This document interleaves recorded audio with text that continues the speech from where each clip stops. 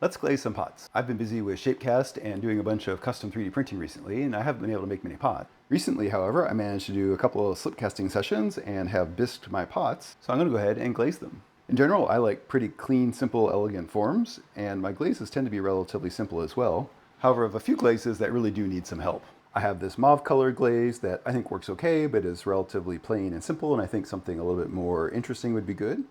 I've got a plain white glaze as well. And I have this matte gray glaze as well. It's actually a commercial glaze that I'm trying to finish up.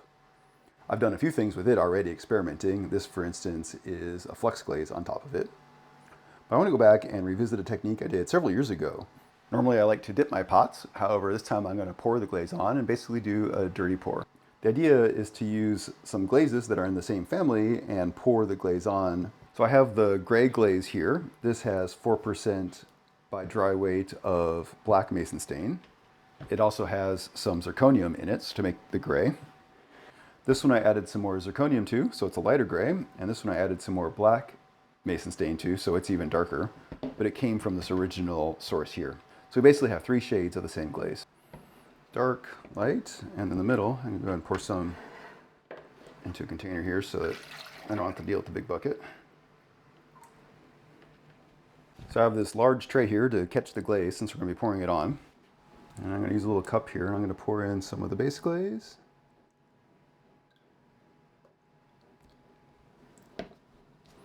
And some of our altered colors. Don't want it to mix too much. But these are all in the same color family, so it'll be pretty subtle. Then I have a couple of containers here that I tape together. So I can take a pot and set it down so the bottom isn't sitting in the glaze. And I haven't waxed the foot, so I have a little 3D printed cap that I made I can set on here. And we'll just pour it on and catch all the glaze in the tray.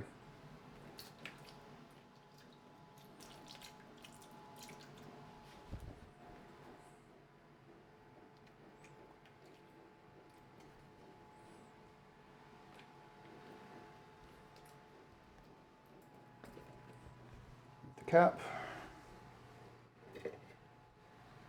Double check around the handle, looks good. We'll need to do the liner glaze as well, but I'm going to do that later. Tumblers are easy since there's no handle we have to worry about.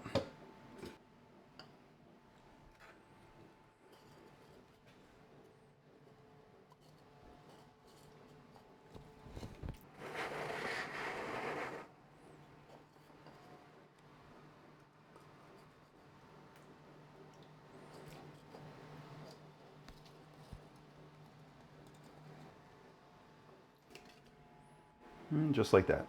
So we'll get the marbling in the glaze itself where we mixed it, and then different layers will overlap as well.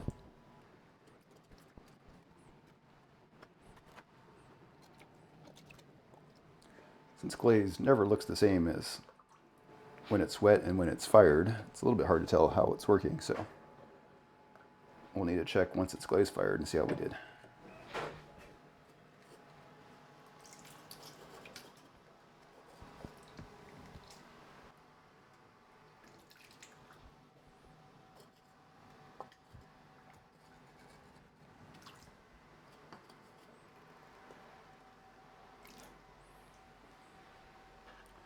And I'm out of glaze, but I have all this, it's all marbled now, so I can grab it. Move this temporarily. Let's try and capture as much as I can without spilling.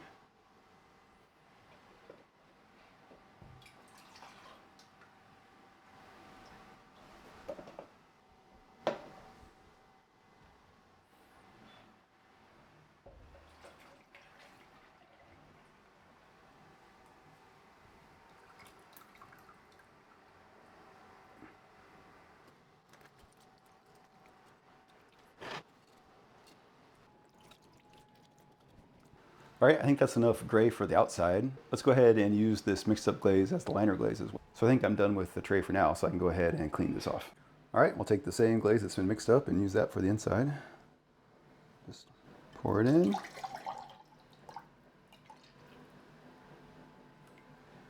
swirl it around. I'm not very good, so I'm going to land in a larger bucket here.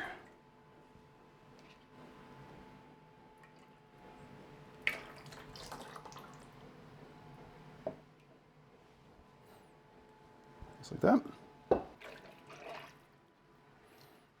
And the more we pour this back and forth, the more even it will get.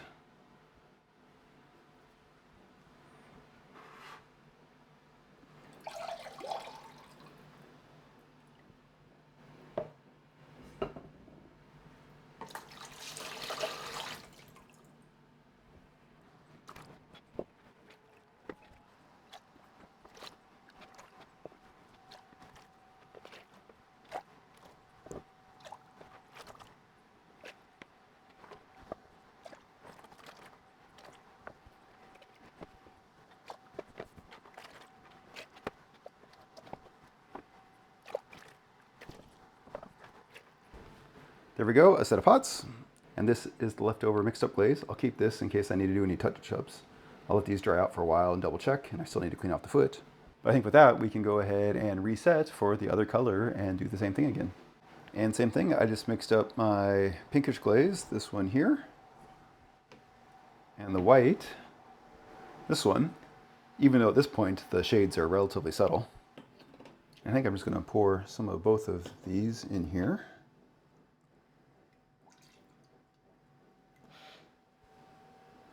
I'll do a little bit more of one, and a little bit more of the other. And we'll do exactly the same thing.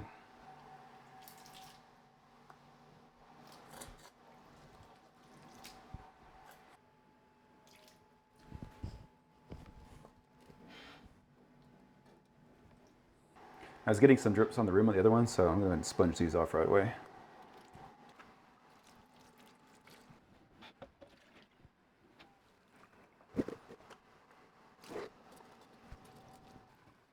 All right, that's all the pots. I am remembering why I don't pour on glaze very often. However, hopefully this will be fun. So now I need to reset again and we'll do the liner glaze. And same drill, I need to use the mixed up glaze, which will wind up somewhere in the middle and probably less streaky, but we'll use that for the liner.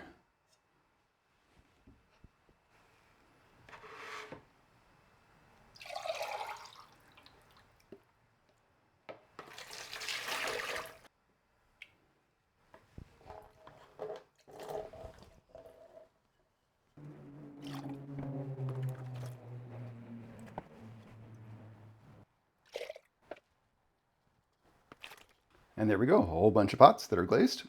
I'll go ahead and let these dry out, touch up the feet, and double check them all. Then I'll load them into my next glaze firing and we can see how we did. Here's the collection of pots. So looking at these, some of the effects of pouring the glaze is a little bit subtle but present. I think it did add a little bit more interest. So right there you can see some of the variations, basically the vertical streaking there. That's from pouring it on.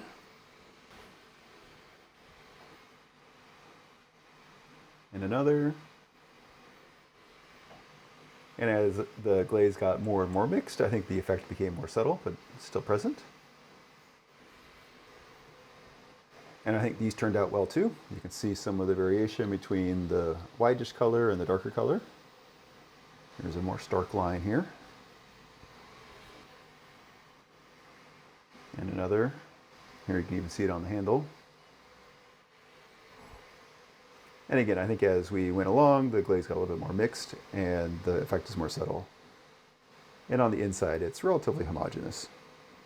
Pouring is definitely more work than dipping, but I think for glazes like this, it definitely is worth the effort and gives us something a little bit more interesting. Something to help complement the relatively simple forms that I like to make. And I think if you wanted an even stronger effect, you could go with basically different color families. So all of these were within the same color family. So again, it's kind of shades of the same color. That works because it's just the colorants changing. The same base glaze is applied to both. And in this case, the colorants are Zircopax and a Mason stain. If you want, you can get some glazes that are even at different points in the color family. Of course, then you have to worry if they're part of the same glaze family and how they might mix. That might wind up with good surprises or potentially bad surprises, just like anytime you mix glazes. Hope you found that interesting. If you have any questions or comments, let me know. Thanks.